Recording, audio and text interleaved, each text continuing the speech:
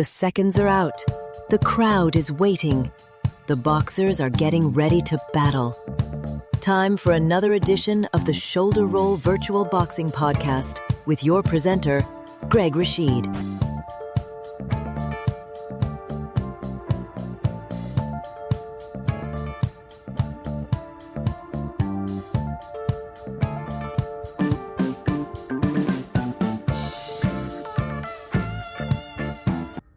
I want to say swati krop to everyone out there. This is Greg Rashid with another edition of the Shoulder Roll Virtual Boxing Podcast.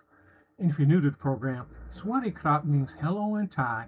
I'm in Bangkok, Thailand, and I enjoy it over here. I can't believe I've been here this long. Been here 8 years. My goodness, but I love it. I definitely, obviously love it. But what we do, if you're new to the program, what we do on this program is that we do fantasy fights.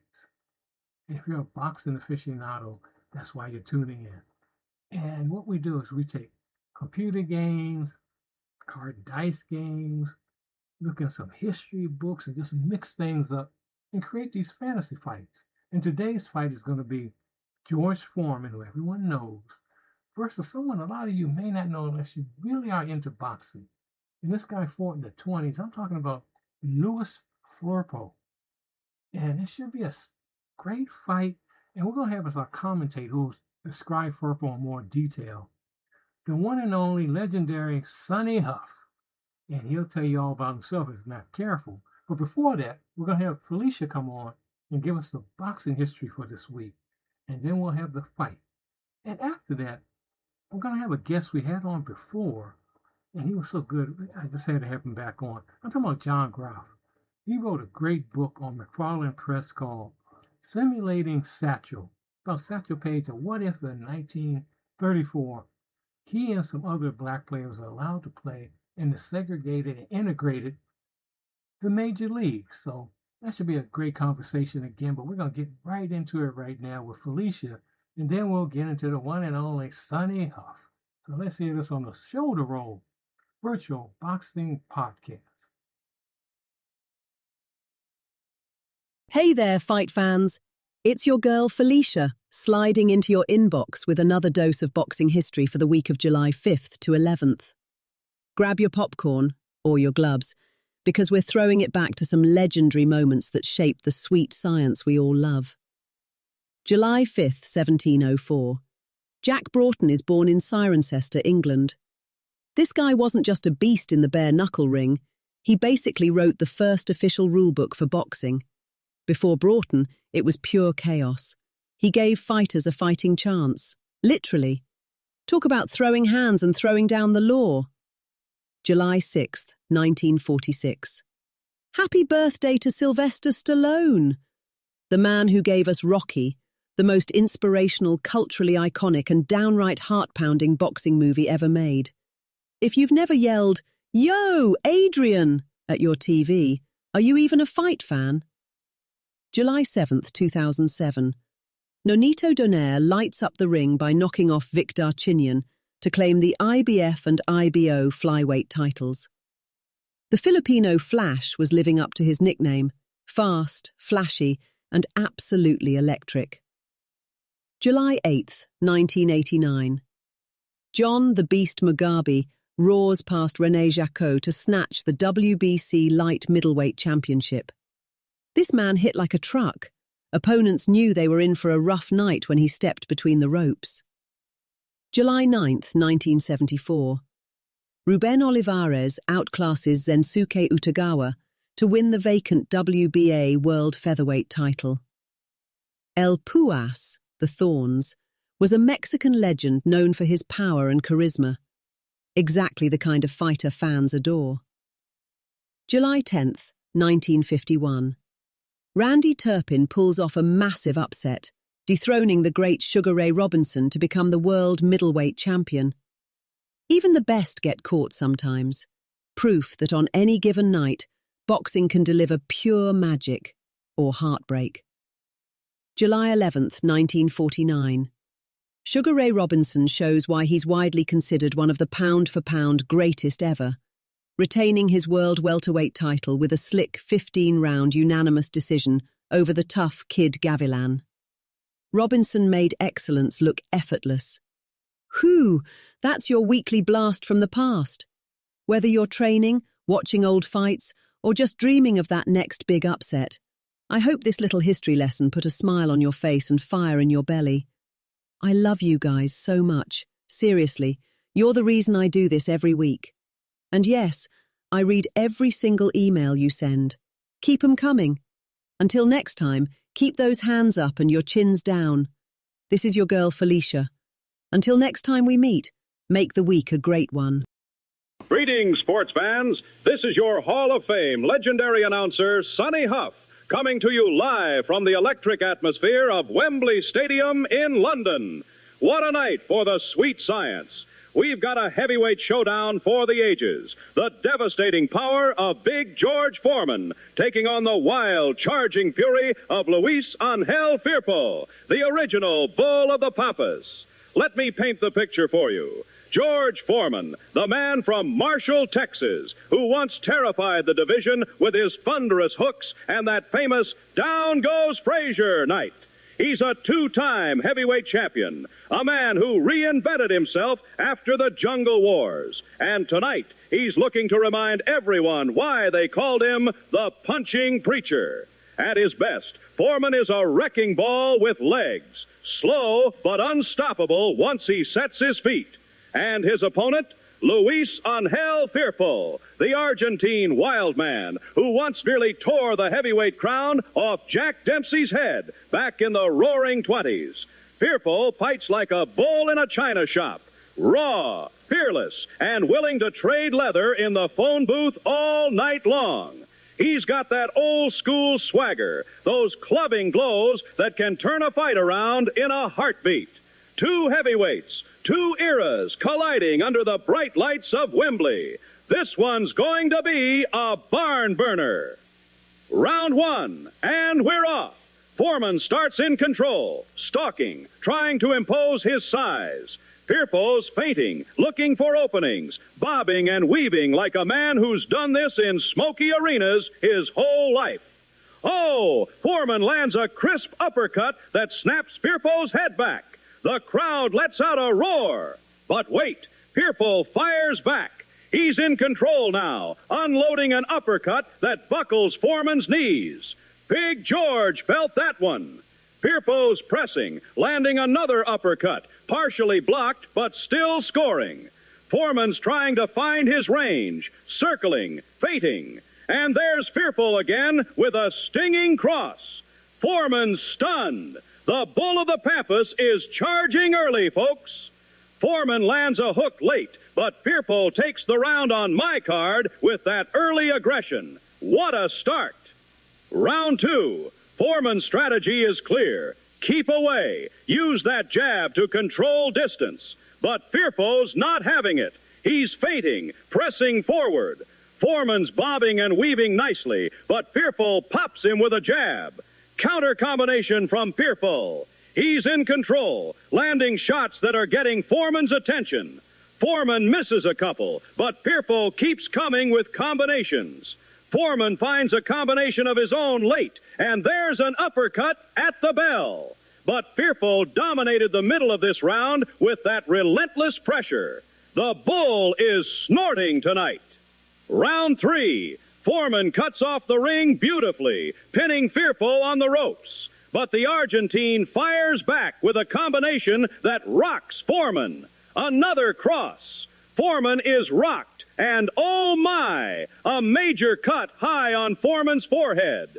Blood is flowing, but George fights through it. Foreman comes roaring back, though. He lands a cross, a hook, a combination, scoring heavily. An uppercut hurts Firpo. Another combination drops Firpo's legs. Foreman's taking over late, landing uppercuts and hooks with bad intentions. What a round! Foreman steals it back with pure power in the closing minute. Wembley is on its feet. Round four. Foreman stalking again, cutting off the ring, pinning Firpo. Lots of movement, both men circling. Firpo clinches to slow things down. Foreman misses some big shots, but Firpo counters with a hook that gets Foreman's attention. Another hook from Firpo scores, but Foreman explodes at the end with a jab that stuns Firpo badly. The big man from Texas is dangerous when he finds his timing. Round 5. Foreman starts strong, but Firpo cuts off the ring and pins him on the ropes. Uppercut from Firpo. Foreman's knees buckle. Clinch after clinch as Firpo tries to smother the power. Another combination from Firpo rocks Foreman again. But George lands a jab, then a hook. Firpo answers with yet another combination that buckles those knees once more. Tough round for Big George, but he's showing that champion's heart. Round 6, back and forth. Firpo lands a cross, then another that hurts Foreman.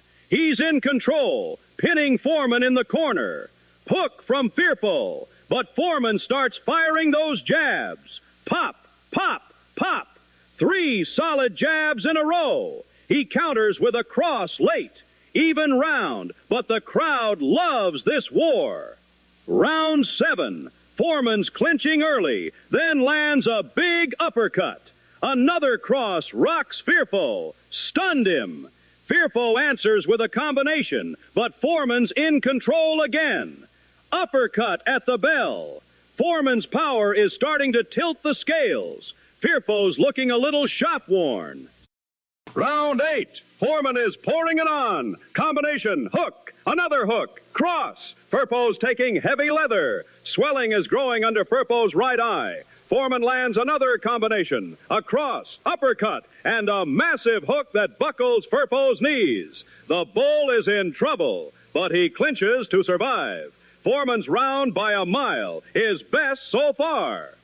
Round 9. Foreman's relentless. He lands a crushing uppercut that drops Firpo. Down goes the bull. He's up quick, but Foreman's on him. Hook, combination, another crushing hook drops Firpo again. Firpo beats the count at 2. Another cross stuns him. Foreman's uppercuts are landing like sledgehammers. Firpo's cut man worked miracles on that eye between rounds, but George is in total control. What a display of power. Round 10. Foreman still pressing, but Firpo lands a crushing cross that drops Foreman. Big George is down. He beats the count at 8, but Firpo's pouring it on. Hook, uppercut. Foreman's hurt, but he survives the round. Firpo's last stand, the bull refuses to die. Round 11. Foreman's back in control, circling, clinching. Firpo misses, then lands a combination. But Foreman answers with a cross, an uppercut that buckles Firpo's knees. Hook, jab at the bell. Foreman's boxing smart now, using his experience. Round 12. Final round, and Foreman stalking. Jab, jab. He pins Firpo on the ropes. Another jab. Hook, uppercut that buckles Firpo again. Late hook from Foreman, and a crushing hook drops Firpo one last time. Firpo gets up at 5, but the damage is done. What a fight! The bell rings. Both men gave everything under this London sky. Jack Woodburn scores it 54-49. Doug Tucker, 55-48. Torben Seaman Hansen, 55-49. All for the winner by unanimous decision, George Foreman. What a war, folks. Big George survived the early storm and turns on the power to take a hard-fought victory. Luis Angel Firpo came to fight like the legends of old, but Foreman's experience and thunderous right hand proved too much. This is Sonny Huff signing off from Wembley Stadium. Good night, sports fans, and thanks for joining the ride. Yeah, that turned out differently than I thought it would. I actually thought that Foreman would knock him out probably in the first round, but that was an interesting fight. And excuse me for Sonny Huff. Some people like Sonny, some people can't stand Sonny, but he's a little let's say egotistical is not the word. And I'm going to interview him at some point on here because I got to find out what Hall of Fame he's in. All this stuff he keeps saying, I've not seen any documentation or anything. He was kind of handed to me by a donor in Bhutan. He gave us a big donation, said, well, we'll give you this, but you got to have him as your commentator. And we know people miss Straight Right Steve, they miss Knockout Nigel, and they'll be back. But right now we got Sonny Huff. But anyway, enough of that, and we're going to get to some more serious stuff. Yeah, not serious, but not, more entertaining and learning some history. And I'm talking about this interview I'm doing right now with John Groff, and we're going to get to it right now on the Shoulder Roll Virtual Boxing Podcast 5. And I'm honored to have on the show again. So happy to have him on, and I love having guests I really like come back on. And today we have John Groff.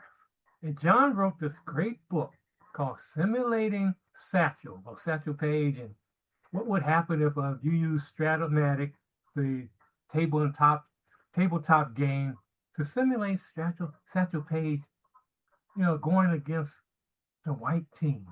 But anyway, and it's on McFarland Press. So John is here today, and he mentioned something in the last interview that I want him to elaborate on. It's about critical pennant race theory. And I know a lot of you out there, you know about critical race theory, but he's talking about critical pennant race theory. So, John, I want you to tell my listeners a little bit about that. But first of all, how you doing, John? I'm doing well, Gregory. Thanks so much for having me on again. Love having you on here. So, what's this whole thing? Your concept of a critical pennant race theory. What are you talking about? Well, first of all, I have to admit that when I was putting the Simulating Satchel book together, I had Satchel make a quip during an interview that he was having with a fictional reporter named U.B. Long from the Black Ball Watcher. And U.B. asked Satchel if he was a race man, as was referred to people back in the day who had a consciousness of oppression and liberation. Right. So Satchel said in response to, "Are you a race man?" "Well, I'm a pennant race man."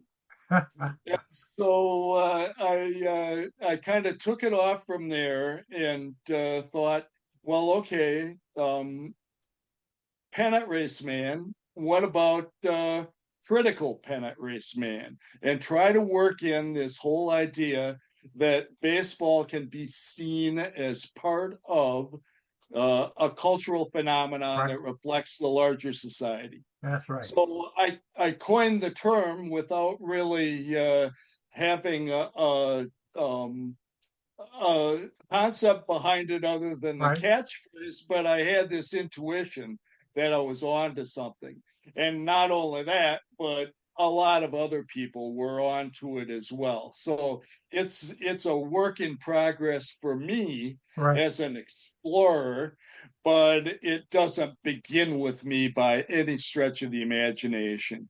Okay. So so what I have tried to do in looking at it is take a look at some historical figures whose work reflects what I'm defining as critical pennant race theory, and as well as some more modern journalists, sociological thinkers, and try to flesh the concept out a little bit.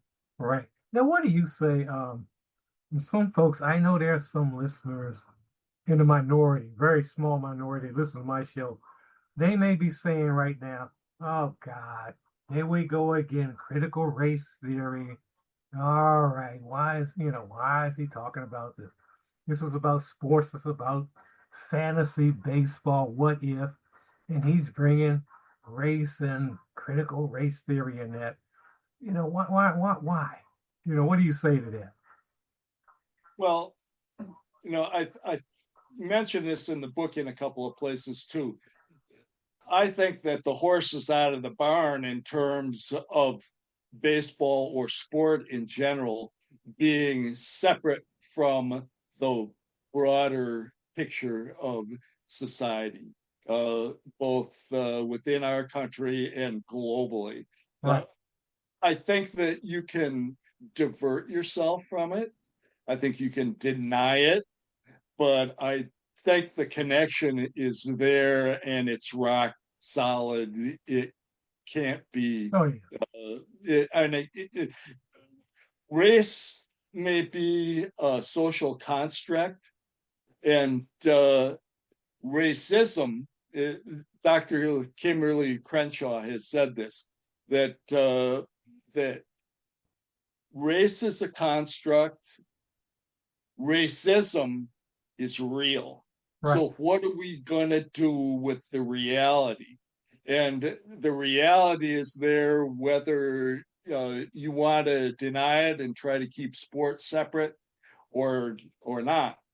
Right. Right. That's definitely true. You know, it's funny, and I don't know if you get on other sites, Facebook sites, because I mean, we kind of met basically on the Negro League site, but I have in the past been on other baseball sites.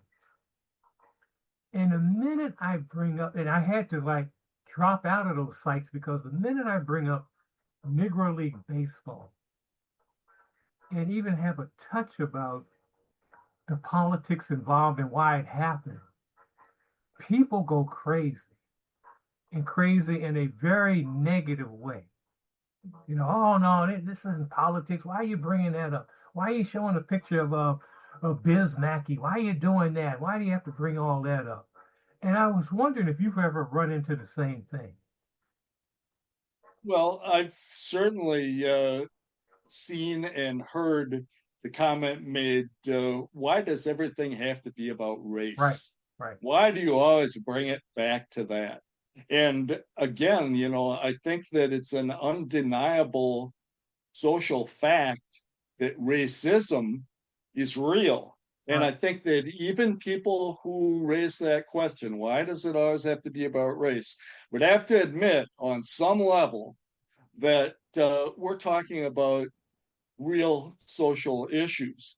And so it has to be a starting point, in my right, estimation, in any way, for a discussion. And so then the question is, do the people who you're talking about who uh, kind of flip their lid when the subject comes up, do they really want to talk about it? right, And if they don't, then what are the consequences of that? And if it's possible to have baseball or sport in general be an opening point where we can have a discussion about the larger issues, uh, I think that that's a good thing. And I think yes. that it's possible for people to get beyond the anger that they might feel. It takes some effort, it Takes takes a some lot of effort. listening. Yeah, It takes some understanding, willingness to hear someone out who you don't agree with. But my hope is that when I encounter my friends who don't identify with or haven't thought about this whole notion, that we can utilize an understanding and an analysis of racism to get to a better place in society. If I can talk to them about baseball, I can raise questions about how we can use the fact that we can get along on that right. level, or the teams can compete on the field without killing each other. That's right. uh, then maybe we can get somewhere. Right, definitely. Now, I want you to say, as we before we get back into the whole critical race, pennant race theory, because I don't think in the last interview I ever asked you, and I know it's in the book, but what got you interested in Negro League history, Negro League Mm, baseball history? What was the spark? yeah, you know, there are a couple things I can point to. One is that just looking at baseball cards for the first time when I was 5 or 6 years old, um, in addition to television, those were my first introductions to the fact that Black people were out there and part of the world that I was living in. So I could see that. I got a magazine from my dad when I was 6 or 7 years old called the Old Timers Photo Album. And the Oh, Old wow. Timers Photo Album had pictures of old time players in it. And toward the back of the magazine was a photograph of Satchel Paige. And Wow. Satchel Paige was described as someone who could have been part or could have been one of the all-time greats Uh-huh. if the color line hadn't been in place 25 years earlier. So this magazine came out in 1961. Now, the people who were paying attention to Negro League baseball back in the day when Satchel was a young player in his prime knew that he was one of the greats. Right. It's just that the socially dominant baseball power structure was ignoring or maybe actively opposing the existence Right. of the Negro Leagues. So here's the thing about Satchel Paige in that photograph. In the caption for the photograph, in addition to saying he could have been one of the greats, it listed his one-loss record with the Cleveland Indians and St. Louis Browns as 28 wins and 31 Yeah. losses. Not the entire picture by any Right. stretch of the imagination. And so I got this sense that, okay, there's a bigger picture. There's a bigger picture in all of sport. There are players who went to the HBCUs who wound up getting only so far, and Right. then something kicked in, a color ban, quotas, whatever, that they didn't get any Right. farther. So I started to become aware of that, and gradually, as I learned more about what was going on in our history, that deepened. Now, the second thing is, I saw a movie when I was a kid. I was sitting in the living room. My dad was in the living room.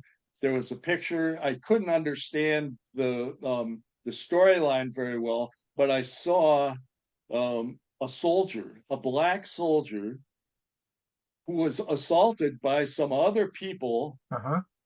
white people, in a must have been a bar or something like that. They stabbed him, and I was like 7 or 8 years old, Yeah. and that traumatized me. I did not like what I saw there, and my dad, bless his heart, he didn't know any better than to say it's only a movie. But to me, Right. it wasn't only a movie. I saw this act of violence depicted on screen, and it was vivid.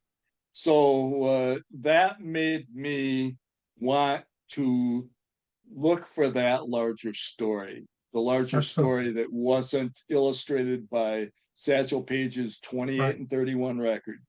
What was the whole picture? That's I mean, for 7 years old. I mean, and you were living in, I guess, in Wisconsin then, or I was in Wisconsin, yeah. And yes, I was living in a city that had three black families at that time. amazing, And amazing. so yeah, there were some instances of awakening. And so then eventually there were some African American kids who came to my grade school and were there Mhm. briefly. I don't know the entire story about how they arrived in town and how they got Right. there, but um, I wanted to get to know them. I was curious about them. Uh-huh. I have to admit that I had a stereotypical attitude, and I thought, okay, here's some people I'm going to play ball with. And one of the kids, he just wasn't into it. So anyway, I met some people who intrigued me. The grade school that I went to in seventh and eighth grade, one of the nuns, it was a Catholic school, and she had an exchange going on with an inner city school in Milwaukee Uh-huh. called Urban Day. an urban day school, had a basketball team. They came to Janesville, Wisconsin, where I lived, and they played a couple of games in our gymnasium. And they were good. They were really good.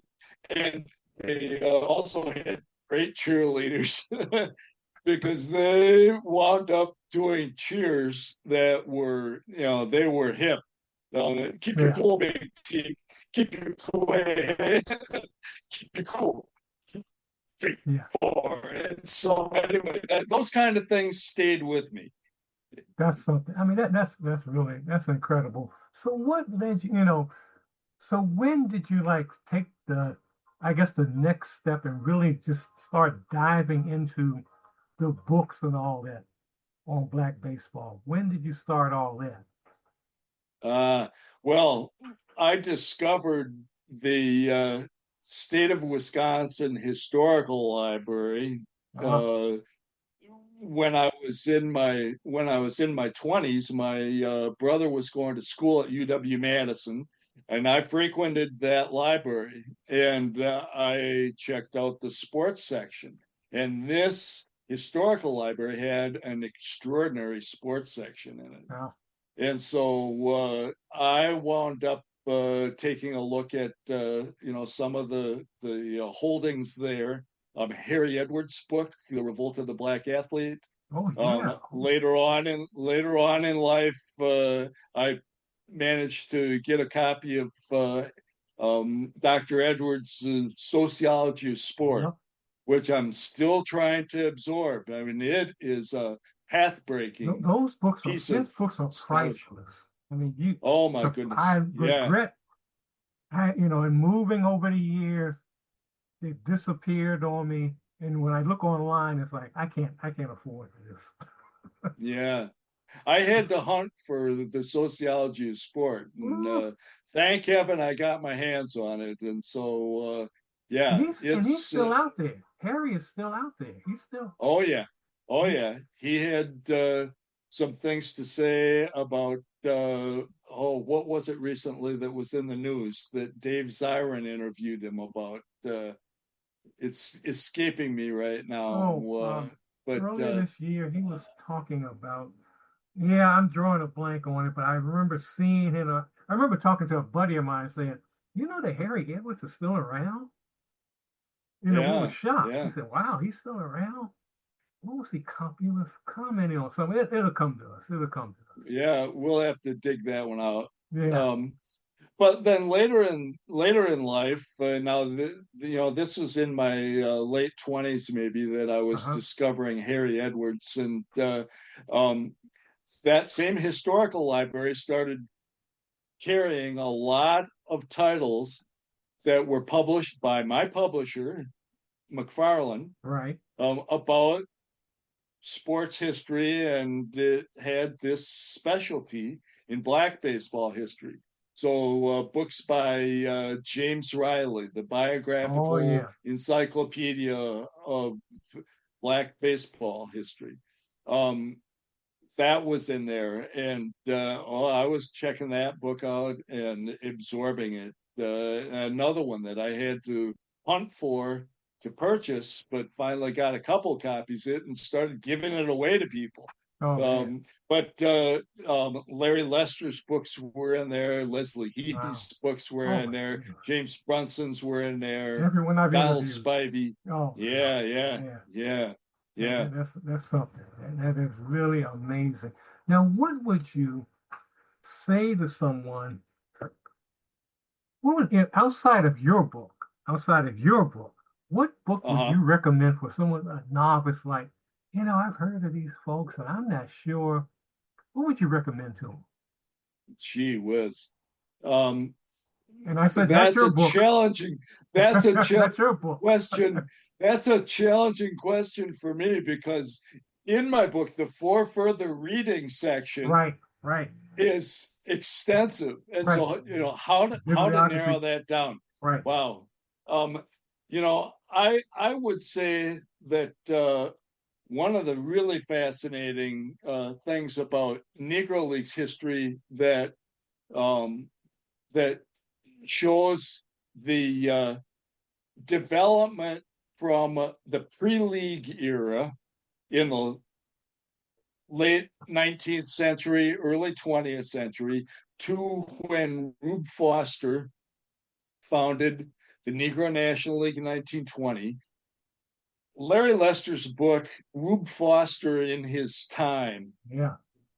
is a really extraordinary reference source because it was Rube Foster in the papers. Right. And so it had these exchanges between Rube Right. Foster and his contemporary C.I. Taylor Right. from the Indianapolis ABCs. And they would debate back and forth about the importance of the desirability of a league that would further develop and organize Black baseball and try to establish it on a little bit more firm footing than what it had been in previous years. And they tangled with each other in print. And they also had this really, really important mutual respect because C.I. Taylor, despite his disagreements with Foster on various things, held out Foster as the leader of the charge to try to create this alternative to the exclusionary majors that was necessary. They were forced into it, and so I would recommend starting there because it starts with this prehistory of the Negro Leagues and then describes one of the great icons of all time in baseball, Rube Foster. Yeah, that's a great choice. You know what my choice would be? Mine, and I have to say this because I told him this and I've interviewed him. During the pandemic, when I came back to Thailand, we had to be in quarantine for a week. Everyone that came back from America. The book I had with me that kept me going was Phil Dixon's book, The Pictorial History of the Negro Leagues. And that book, it's just amazing. I mean, the stuff that he found is just amazing. And I refer to that one all the time. And I love, Lester's book, all these folks, Heafy's stuff, James Brunson stuff, which you've just put out, all of this. But that one, and I choose that one because it's a picture book, and there are some folks I know who will not sit and read a book. They want to see pictures first. And it would lead, I think it would lead someone to go get the Rube Foster book, you get your book and get other books. Because so that's mine. But you can't go wrong with any of these books. Actually, you can't go wrong, with your book. Which is probably the newest Negro League book out there right now. I would say it's like you're the only one out. I mean, the newest one, the newest Negro League book is yours. It's right among them. Yeah. It has to be for this year. And by the way, the Harry Edwards thing is about, he was joining in with the NAACP about the whole issue of gerrymandering down south. That's it. Yeah. That's it. Yep. Oh, good job. The whole thing about should Black athletes go to these colleges in the South? They should go to the Black colleges only. And that's an issue in itself that I'll talk about on the show again some other time. But we're almost out of time for this segment. But one thing, I want to get back to your book. I want to just ask you, because I've been looking at the response that you've been getting, and how has it invigorated you, the response that you've gotten from this book? Because I see that you got an award for it. And yeah, what has it done? How has it made you feel as far as going on with your research? What has it done for you? Well, and first of all, I'm honored and humbled to get the Robert Peterson Recognition Award. That puts me in some incredible company. Yeah. And so, I think that what resonates with me most, that gives me a boost, is people telling me that they appreciated the concept, that it was something different than a straight up uh, nonfiction history Right. of what happened, and ask the question, what if? Right. And so the book seems to have succeeded in terms of it being entertaining, Right. and Cab Calloway's in there, and Lena Horne's in Right. there, Right. and so there's that, and then I try to make it thought provoking, and Right. although that's going to take a while to sink in, and have that book specifically be a part of this larger discussion, it's my first foray into it, and so yeah, I'm pumped. Oh yeah. And did anyone, I didn't ask you this before, but did anyone even mention to you like, boy, you brought back memories of Stratomatic? I mean, God, I haven't played Stratomatic in 50 years, 40 years or something. Did anyone say that to you? Well, one fellow at the conference who wound up making the finals of the trivia significant competition um, talked to me about how he used a different game to do something similar. And we traded notes about how we configured the teams and so forth. Right. And so I think that people are intrigued by the idea that you could mix these players Oh yeah. together and create something that never happened in real life Right. in 1934, didn't happen until 1947 on even the modest scale Right. that it happened. Monumental for sure with Jackie Robinson and Larry Doby and all That's that right. came after, but modest. And in the And 1950s, it was very gradual. And so, I took it big. well, And you did. And that was, yeah, yeah, you took it real big because many years ago, I did on another gaming game called Action PC, computer game. okay. For 20 Mm-hmm. games, 1944 season, I put some of the Homestead Grays on the Washington Senators team to see what would Ah, happen. And in 20 games, the Washington Senators slash Homestead Grays went like 18-2. Just hmm. destroying folks. But I didn't have the patience like you to do a whole season. I just wanted to see what would happen. But I should try that. I should really try it because that was something. What you did, that endeavor, it's incredible. So my other question is, are you going to do another one? The next, because you talked about the next book kind of being about Jocko Maxwell. I think you mentioned Hmm. that. But since we last talked, have you thought about some other things?